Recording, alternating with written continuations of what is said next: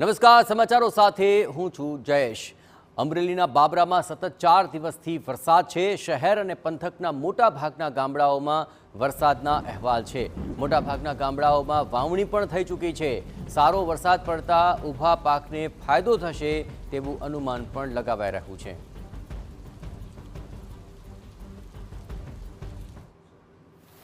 તો સારો વરસાદ પડતા પાકને આગામી દિવસોમાં મહત્તમ ફાયદો થઈ શકે તેવું વર્તારો વર્તાઈ રહ્યો છે અને અમરેલી બાબરામાં સતત 4 દિવસથી વરસાદ વરસી રહ્યો છે। અમરેલી તેની આસપાસના ગ્રામ્ય પંથકની અંદર અને શહેરી પંથકની અંદર પણ મોટાભાગના વિસ્તારોની અંદર વરસાદ વરસી ચૂક્યો છે।